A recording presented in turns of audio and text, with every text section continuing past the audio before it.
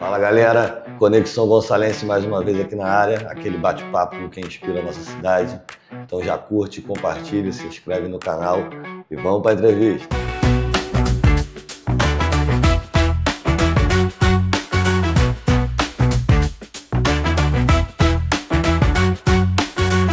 Então galera, hoje a gente está aqui recebendo Eric Bernardes, ele é mestre em literatura e autor de diversos títulos aqui, que a gente vai conversar um pouco com ele, falando sobre cada livro aí, cada obra que ele já colocou aí no mundo. Tudo bom, Eric? Tudo bom, muito obrigado pelo convite, estou muito honrado de estar aqui e vamos conversar bastante sobre literatura, São Gonçalo e outras coisitas mais. Então vamos começar pelo início.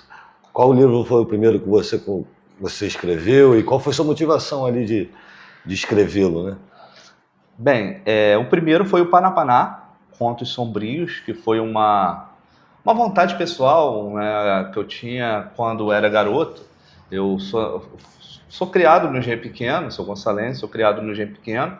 Hoje eu moro no Columbandê, mas a minha vida inteira foi no Engenho Pequeno e ouvindo os antigos, né, os meus pais, os meus avós, os vizinhos falando, contando histórias. Aquelas histórias locais, né? Isso, aquelas histórias em beira de fogueira, à noite, para dar medo, para colocar medo nas crianças. Nem sei se isso hoje em dia seria ético, mas era tão bom.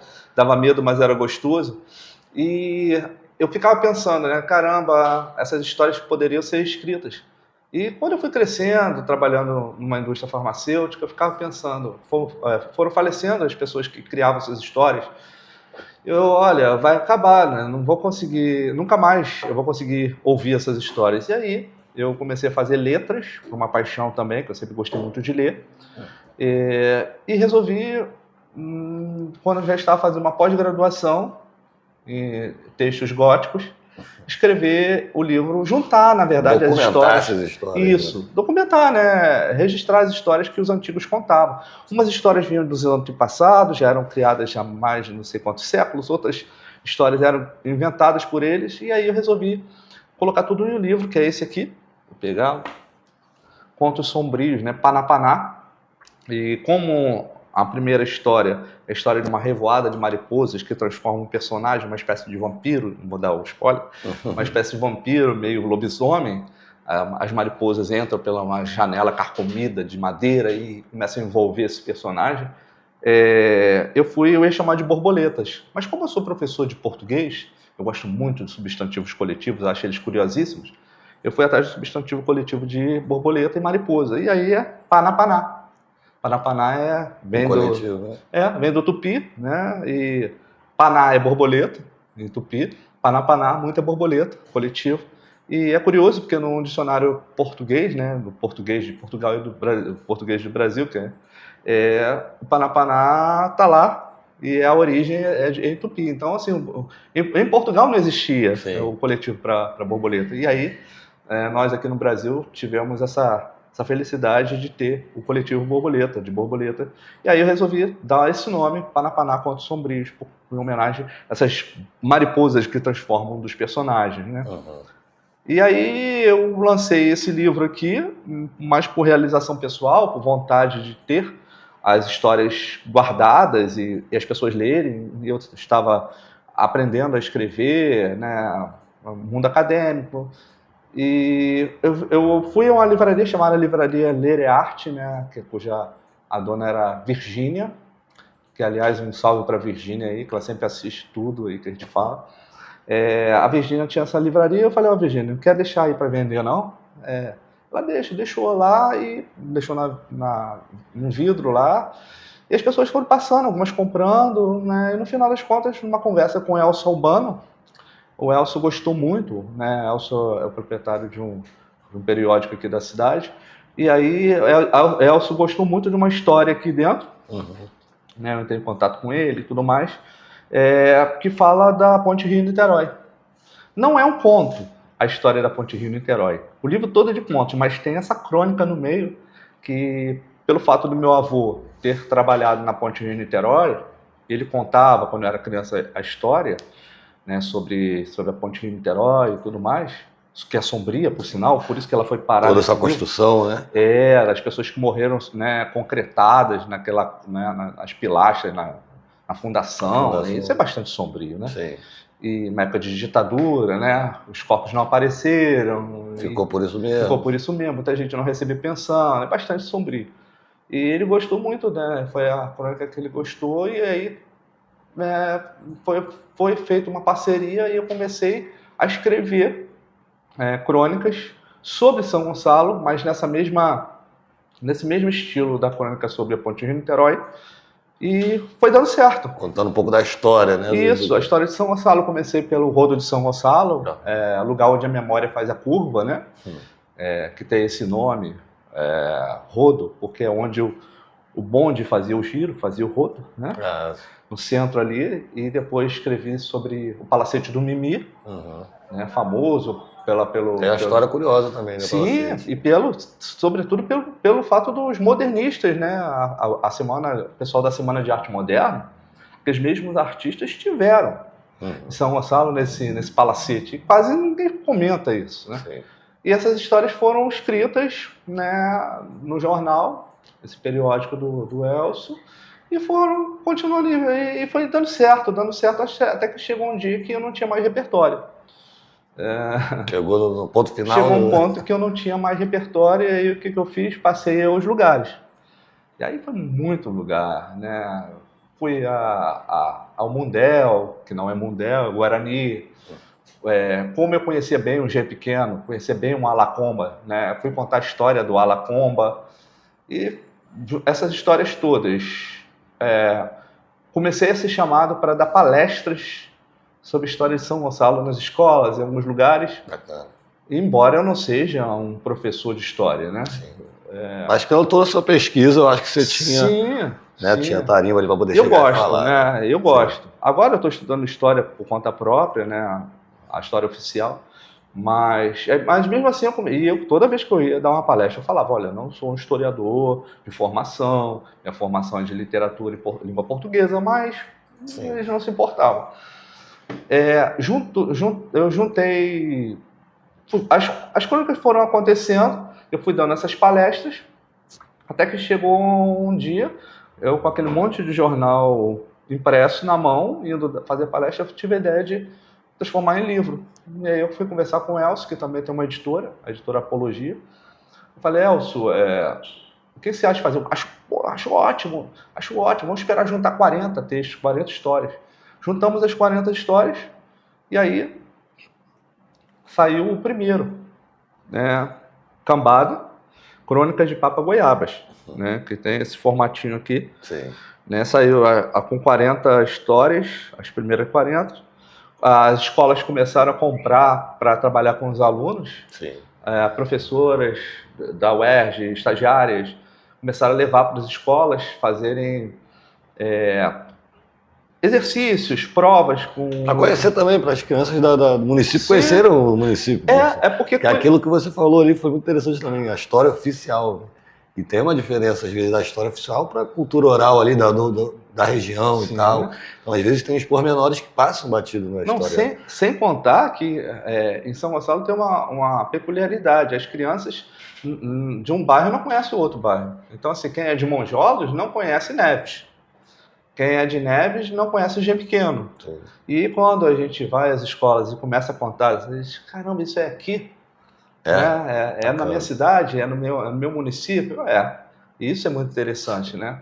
E as 40 histórias fizeram, os 40 crônicas fizeram, não vou falar sucesso, mas, né, para uma região como São Gonçalo, né, que tem a sua história que precisa ser divulgada, eu chamo de sucesso, sim, né? E aí não parei, né?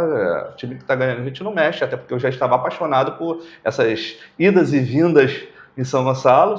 Só esse trabalho de pesquisa já era isso me apaixonou, cara. E aí eu escrevia, já gostava de estar ali. Chegava a salivar quando falava de um lugar que eu não conhecia, né? E aí eu comecei a escrever sobre outros lugares. Aí foram mais 40, saiu Cambada 2, né? Como aqui não é Cambada 1, porque eu jamais imaginaria que seria teria o Cambada 2, o 3, o 4 e o 5. Por isso que ele não tem o número 1 aqui. Mas E aí teve o 2, que é o azul, Uhum. teve o 3, o 4 e o... 5. Caramba, como você é inteligente. Mas E cada um deles tem 40? Cada um deles tem 40 e cada cor simboliza um caranguejo Uhum. de São Gonçalo, excetuando o amarelo, que tem uma história que eu vou contar. O amarelo não é um caranguejo típico de São Gonçalo. Todos esses aqui são o aratu vermelho, o guaiamum, que é o azul, o branquinho, mas que tem esse pretinho aqui, que é o caranguejo marinheiro, sobe em árvore. Esse aqui que é uma das cores do Uçá. E o 5 tem uma explicação mais detalhada. Mas eu queria falar, se você me permite, sobre o motivo do símbolo, né? De ser um caranguejo. Por que caranguejo? As pessoas perguntam se tem a ver com os mangues. Também, não deixa de ter, até porque eu vou abordar Ilha de Itaoca, todos os lugares que esses caranguejos aqui em São Gonçalo estão presentes. Praia de São Gabriel, né? Praia de São João, caranguejeiro Praia de São João. Vou falar dos mangues, dos tipos de mangues, né? Que o pessoal que trabalha com biologia gosta muito, que eu falo dos tipos de árvores de mangue que tem, a vicênia, mangue sapateiro, os animais, colhereiro, guaxinim, né? Vou falar dos... Enfim. E aí, começou assim. Quando eu estava já escrevendo para o periódico do Elcio Albano, as crônicas, como eu falei, eu fui chamado para vários lugares. Eu fui chamado para uma dessas rádios, rádios, né, lá na Zona Oeste. Fomos eu e um poeta de São Gonçalo. Nós fomos lá e vários artistas estavam lá, saxofonistas, né, pessoal que tocava chorinho, e nós escritores, né? Foi curioso que... E uma brincadeira de um desses músicos lá, houve um certo preconceito pelo fato de eu morar em São Gonçalo, o próprio amigo também. Eu não sei se aconteceu com você, eu não sei se aconteceu com quem está nos assistindo, mas eu já sofri preconceitos, pode parecer brincadeira, mas por ser de São Gonçalo. Sim. Tá numa festa, alguém debochar, né? Ser de São Gonçalo. E nesse dia, nessa rádio, nós fomos chamados justamente para falar de São Gonçalo. Foi o motivo que levou você. O motivo, né, sobre a história, ferrovia, né, que passava por aqui. E fomos zombados por conta disso. E, obviamente, eu perguntei para o cidadão, ele falou, olha, vocês são de São Gonçalo? Eu falei, somos de São Gonçalo, sim. Aí ficou brincando, fazendo piada. Então eu falei, cara, eu vou começar a achar que você está sendo preconceituoso com gonçalense, né? Aí ele, por que preconceituoso? Você está falando um monte de coisa sobre São Gonçalo aí. Eu já estava incomodado. Já estava incomodado. Aí eu falei, você vai começar a achar que você está sendo... Ele, por quê? Você está chamando o gonçalense de avestruz, dizendo que o gonçalense tem vergonha de dizer que é de São Gonçalo, porque a conversa tinha descambado para isso. Né, ele dizia que o gonçalense não fala que é de São Gonçalo, fala que é de Niterói, e de fato, às vezes alguns acontece. Fala que é carioca. Aí eu falei, não, mas nós estamos dizendo, você está praticamente chamando o gonçalense de avestruz, dizendo que eles... Eu tentando brincar para poder distrair, né, eu já estava irritado. Ele, não, seria preconceituoso, avestruz não, seria preconceituoso se eu chamasse de outra coisa, conforme meu pai chamava. Meu pai era vereador e tinha sempre uma piadinha sobre quem era de São Gonçalo. Eu falei, o quê? Chamava o gonçalense de caranguejo. Eu falei, mas por que caranguejo? Ele falou, porque vive na lama, vive num buraco e anda para trás. Caraca. E aí eu fiquei chateado, bastante chateado, obviamente, né? E, né, aquela coisa, pô, né? E aí um amigo que é biólogo aqui em São Gonçalo, um dos maiores biólogos que nós temos, inclusive, o cara fera, é o meu consultor para assuntos de biologia. Me perguntei, como é que foi lá na rádio? Estava doido para saber, porque a primeira vez que eu ia, estava todo feliz. Eu falei, rapaz, foi legal, mas não foi legal. Né? Rolou esse estresse ali. Rolou esse estresse e eu fiquei chateado. Ele, por que chamou o gonçalense caranguejo? Ele, mas você ficou chateado porque chamou o gonçalense caranguejo? Eu falei, sim.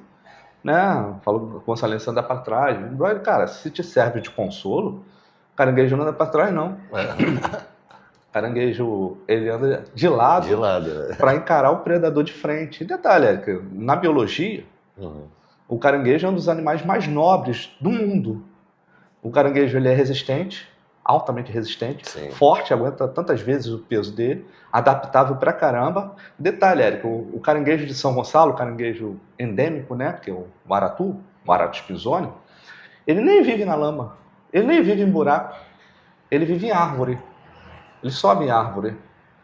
E eu falei, rapaz, sem querer, o bobalhão me deu uma ideia. Eu estava já querendo juntar, já tive a ideia de juntar tudo para fazer o livro, mas eu não tinha ideia de título e de... Da ilustração. Eu estava esperando a criatividade brotar. E por apareceu. Desse preconceito, eu falei, caramba, o que a gente faz com preconceito? A gente desconstrói, né? Exato. Né? Eu costumo citar o Flamengo, né? Por que o símbolo do Flamengo é o urubu? Né? Não foi por coisa boa, né? Não, foi uma questão pejorativa. Pejorativa. Então, que é o urubu e tal. Hoje não, você vai lá, aquele urubuzão, né? Que só deixa as carcaças dos adversários. E aí eu falei, vou fazer a mesma coisa com o caranguejo, porque todo mundo acha que anda para trás. O caranguejo de São Gonçalo, ele não vive na lama, não vive no buraco, não anda para trás, muito pelo contrário, ele é forte, resistente, adaptável e chega ao topo, sobe em árvore. Nasceu para vencer a escalada da vida. Vai ser esse desconstruir preconceitos, para que as pessoas tenham honra, né? Sejam honrados, valorizem o seu lugar, o orgulho do seu lugar. E aí eu fiz isso e explico o motivo de ser caranguejo o símbolo, né? E Cambada é o coletivo de caranguejo, né? Mais um coletivo aí. E não parou mais. Aí os livros foram saindo com essa simbologia, né? O gonçalense é forte, resistente, adaptável, nasceu para chegar ao topo. Eu costumo citar nas palestras que eu ministro, as pessoas que fizeram sucesso aqui em São Gonçalo. Sim. Desde aquelas que não são tão notáveis, né, por conta da mídia, mas também as que são notáveis, né? Falo de professores, professoras, falo de pessoas que tiveram certo destaque, como Vinícius Júnior, Rafael Zulu, atletas, né? Michele Batista, né, que fez a novela Gênesis, né? Aliás, ela fez uma propaganda do Cambada. E vou falando das pessoas que nasceram para chegar ao topo, né? Vencer a escalada da vida. Olha os garotinhos aí, que são da minha terra. Aliás, conhecidos meus, né? Então, assim, o símbolo do caranguejo veio para ficar como esse aporte aí de sentido, né? De valorização do seu lugar. Sim. Né? Perfeito. E o amarelo? Então, aí, já que eu lancei o vermelho, que é o Aratus Pisoni, né? Sim. O vermelhinho, depois eu lancei em homenagem ao Guaiamum, mais um caranguejo, né? E assim sucessivamente. O amarelo, eu estava já perto de finalizar o projeto, já era uma ideia de terminar. Falei, olha, 5 livros a gente finaliza. É um por ano que saía, 1 ano e meio mais ou menos. Eu já tinha escrito as crônicas, já estavam saindo no periódico, e eu já estava, olha, eu tenho que publicar. Bom, acontece que, quando eu estava pensando na cor do Cambada, eu falei, cara, qual é o caranguejo de São Gonçalo? Que cor? Não tem mais. Vou pensar aqui, tem um cinza lá, mais cinza, né? E aí, nesse meio tempo, aconteceu uma coisa ruim na minha vida. Eu já estava morando não mais no G Pequeno, morando ali no Lindo Parque. Eu sofri uma enchente gigantesca. Eu estava dando aula lá em Guaxindiba e aconteceu de meus filhos me ligarem, pai, vem logo que a gente vai morrer afogado aqui. A água já está na altura do Pierre, que é meu filho. Caraca. E eu falei, não tem como sair daqui. Quando eu cheguei em casa, eu tinha perdido tudo. Não sobrou nada. Minha esposa estava trabalhando numa fábrica. E ela chegou também, a gente não tinha mais nada mesmo, de verdade. Eu tinha vários livros que eu tinha mesmo comprado, eu financiei meus próprios livros, e tinha tudo acabado, a geladeira estava de cabeça para baixo na varanda, não sobrou nada, o guarda-roupa. Eu só estava com a mochila nos costas, meus filhos em cima da cama, todos sujos de lama. Olha aí, né? Ironia do destino, caranguejo, lama. E aí eu falei para minha esposa, olha, a gente não tem para onde ir. A minha esposa, não, a amiga minha tá oferecendo a casa pra gente dormir lá. Só que antes, a água estava na altura da minha cintura, de lama, e tudo assim. Eu não sabia o que fazer. Então, assim, eu conheço muita gente, né? Trabalho em várias escolas. Eu tirei uma foto ali de onde eu estava, os livros assim, roupa, minha caixinha de remédio. Eu tirei a foto, joguei no grupo da escola, assim, pessoal, me ajuda, eu não sei o que fazer. Só que meu celular já estava descarregando. E aí a foto foi pro grupo e ninguém mais conseguiu falar comigo. No dia seguinte, a gente acordou na casa da amiga da minha esposa, e sabe aquela coisa que você acorda e fala assim, tomara que seja pesadelo. Tomara que seja acorda em casa. E não era, né? Nem meu remédio de pressão eu tinha mais, de verdade. Né? Eu estava usando a roupa do marido dela. E a gente, meu Deus, o que eu vou fazer? Aí arrumei um carregador lá, o meu celular sempre ficava no meu bolso, eu não perdi o celular. E carreguei meu celular. Quando eu liguei o celular, não, eles fizeram isso, como que isso aconteceu, depois que eu fui saber. Aquela foto se espalhou por vários grupos. E várias escolas, de amigos e de leitores. Eu não sabia que eu tinha tanto leitor. Eu sabia porque eu vendi bastante livro, né? Esse Cambada Vermelha que passou de 500 livros vendidos, que para um livro de crônicas sobre São Gonçalo é bastante coisa. Sim. Né? E sem contar os outros. E eu não sabia que eu tinha tanto leitor. Quando eu liguei, tinha tanta gente me mandando mensagem pedindo meu código de Pix para fazer vaquinha. Eu falei, eu aceito até a cesta básica, porque eu não tenho nada, a gente não tem nada. Só a roupa do corpo. Só a roupa do corpo. A gente vai voltar para casa lá para ver o que ficou. Mas, e aí, rapaz, foi tanta ajuda. Você não tem noção do poder que tem uma divulgação das pessoas. Né? Solidariedade coletiva. Muito assim.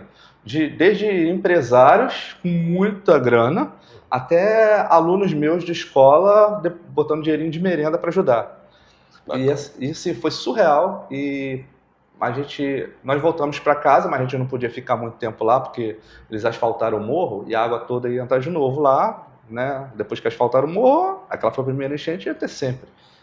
E a gente, olha, nós vamos entrar aí, as pessoas oferecendo coisas, móveis, eu falei, eu prefiro esperar para você me dar depois, porque agora a gente não vai botar um móvel aqui que depois... E aí a gente foi... Rapaz, eu juro para vocês, a mão de Deus e as pessoas, eu consegui, recebendo essas vaquinhas, dar entrada no apartamento. E eu moro hoje nesse apartamento. E eu nunca imaginei que eu fosse ter tanta ajuda. E foi no momento exato que eu estava querendo publicar o livro número 5. E aí, assim, foi no momento da minha vida que eu mais precisava, e gente que eu nunca vi na minha vida ajudando, mandando para carro lá com cesta básica em frente à minha casa, fazendo um depósito para ajudar, e no final das contas, até a editora, mandando mais livros, porque viu que eu perdi tudo, nos jornais fazendo reportagem, isso divulgando mais, os próprios jornais colocando o meu número lá de Pix. E eu falei para minha esposa, olha isso aqui. Ela, não acredita. Eu falei, olha, a gente vai sair o quanto antes desse lugar, vamos alugar Não, vamos comprar. Vamos fazer um esforço, pegar fundo de garantia daqui, pegar fundo de garantia aqui, juntar com o que a gente recebeu, e conseguimos dar uma entrada no apartamento. Bacana. E por conta disso, eu resolvi dar a cor amarela, né, em homenagem aos amigos, os leitores, as pessoas que nos ajudaram, que nos socorreram. O amarelo é símbolo da preciosidade e símbolo do amadurecimento. O livro número 5 é um livro mais amadurecido e também em homenagem aos leitores e às pessoas que nos ajudaram. Por isso que é o amarelo. Muito bacana essa história, cara. Tem um trechinho aqui nele. E o prefácio é todo dedicado aos leitores, né? Bacana. Você me permite a leitura? Com certeza. Vou só ler um trechinho bem pequenininho, tá? Que tem a ver com a enchente.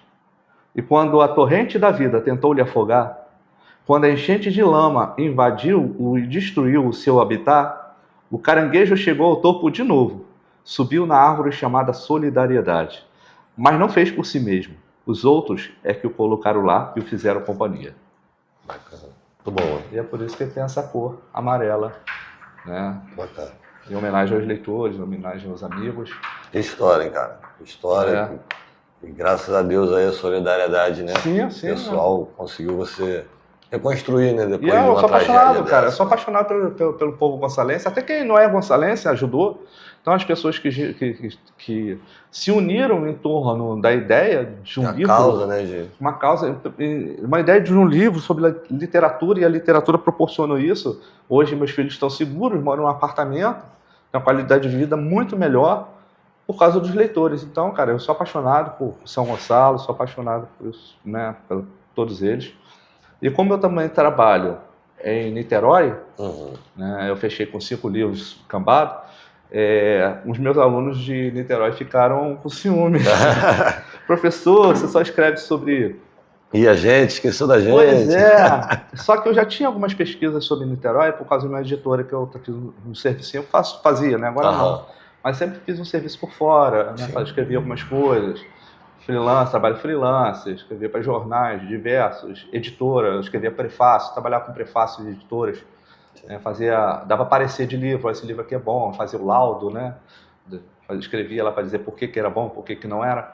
Bacana. E eu trabalhei com uma editora e a gente fez uma pesquisa, ela me encomendou uma pesquisa sobre Niterói, os pontos sobre Niterói, os pontos... Ponto de interesse disso? assim, só que é um livro de... É mais foto do que texto. Ah, sim. E a foto ficou por conta do fotógrafo e ela, né, a jornalista que me contratou, falou, olha, eu gostaria muito que você fosse, Eric. Eu sei que Niterói, esses lugares, todo mundo já conhece, como o próprio MAC, né, como o Museu de Itaipu, mas que eu queria que você fosse, enquanto pesquisador, naquilo que quase ninguém sabe. A fundo puxasse mesmo. Alguma coisinha, não puxasse alguma coisinha que ninguém falou ainda. E aí eu tentei fazer isso, né, e deu certo. Esse livro foi publicado, né, um livro grandão, bonito, assim, cheio de foto. Os textos ficaram pequenininhos, o texto que eu tinha escrito, texto pra caramba. Mas um fotolivro mesmo. Isso, texto em português, escrevendo em inglês, traduziram. Bacana. Ficou bonito, eu me senti orgulhoso daquele livrão, né, mostrar, olha, a pesquisa foi eu que fiz. Só que todo lugar desse que eles pediram eram lugares muito turísticos, lugares conhecidos já. Tem sempre um lugar que não é tão conhecido do lado, por exemplo. Maceió, por exemplo, Niterói. Maceió é bem escondido. Quem fala do Maceió? Quando eu vou de Maceió, eu preciso conhecer esse lugar. E aí me embrenhei lá no Maceió e fui conversando. Maceió me rendeu... Na verdade, eu precisei de 3 dias. Eu fui 3 sextas-feiras. Né, para tentar... Não, eu vou conseguir essa história. E aí, conheci uma senhora que era bisneta do pessoal que veio de fato de Maceió, por isso que tem esse nome, produziram vários produtos agrícolas, né, lá. E aí fui escrevendo. Na verdade, eu escrevia na medida que eu fui trabalhando para essa editora, eu fazia uma pesquisinha paralela por gosto próprio. Sim. E aí esses textos começaram a serem publicados numa revista online, também só para poder divulgar, chamado Entre Poetas e Poesias, de um professor chamado Renato Cardoso. Ele tem como hobby isso, nunca foi nada comercial. Falou, quer publicar? Aí eu botei Histórias de Araribóia. Essas histórias que eu já tinha feito. Sim. Já estava fazendo, na verdade, né? Porque eu coletei as informações e depois fui dando forma de crônica. Fui publicando nessa coluna. E fui trabalhando com meus alunos durante as aulas, os professores da Escola de Niterói foram trabalhando geografia, história e tudo mais, com os links dessa revista. Manda o link para casa, lá você imprime, faz o que você quiser, manda o link. Bacana. E fizeram, acho que uns 3 anos seguindo os estudos sobre isso, fizeram teatrinho, e um dia os alunos falaram, professor, falta o senhor fazer uma pesquisa. Eu falei, essa história que vocês estão estudando, vocês acham que quem escreveu? Né? O senhor, então. Falta o livro, professor. Eu falei, tá bom. Se cada pai se comprometer em comprar um livro, eu pego um financiamento e publico. Já publico o próximo. E foi o que aconteceu. O Boana foi fruto dessa divulgação, uns 3 anos mais ou menos, dentro da própria escola. E o lançamento foi lindo, né? Foi lá no Solar do Jambeiro, foi bastante gente. Teve uma divulgação imensa, jornais de todos os tipos fizeram a divulgação. Gente que eu nunca vi aparecendo no lançamento, e foi um sonho realizado. Mais um sonho Boana realizado. foi o último livro que você lançou? Boana foi o último, né? Eu tô com uns... E ela é mais ou menos na mesma pegada do Balado. Só que voltado para a cidade de Niterói. Isso, exatamente. Perfeito. Só que o Boana provavelmente vai ficar só com um livro, né? São Gonçalo foram 5. Sim. Boana foi São Gonçalo é maior também que Niterói. É muito mais. A verdade é essa, né? A história de São Gonçalo é riquíssima. Sim. Só que é o que você estava falando também, às vezes ela fica muito escanteada.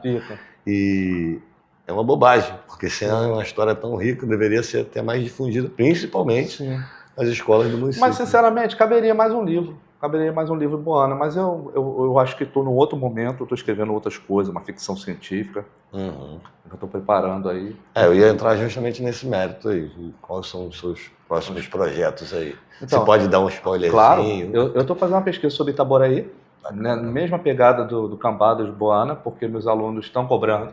Hoje eu já trabalhei Porto das Caixas com ele, eu escrevi o texto sobre a revolta de Porto das Caixas, a revolta dos escravizados. Já trabalhei em língua portuguesa com eles, pronome e tudo mais, interpretação de texto. Eles já sabem, né, por que Porto das Caixas, como que aconteceu.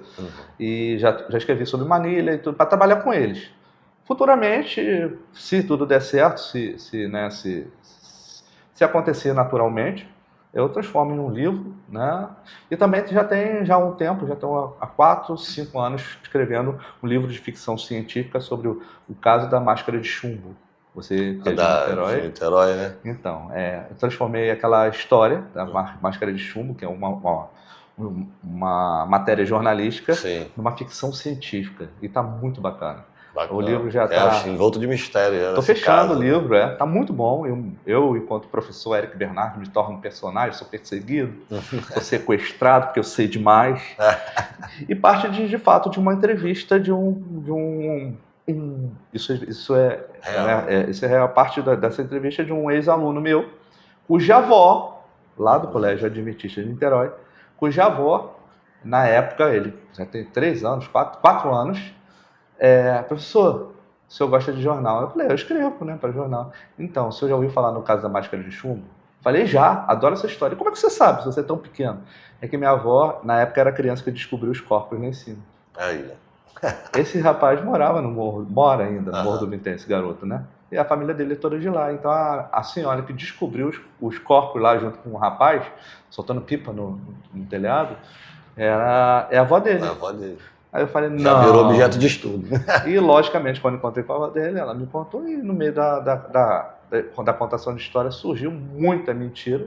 Não vou falar mentira, eu prefiro falar ficção dela, ela inventando muita coisa, misturando. Você sabe que as pessoas misturam, principalmente quando são idosas, gostam de supervalorizar. Sim. Eu falei, rapaz, mas a ficção dela está mais interessante do que a parte real. Eu peguei várias ali, transformei, usei da minha criatividade também. O livro está bem bacana, de ficção científica. E tem uma projeção de quando vai sair?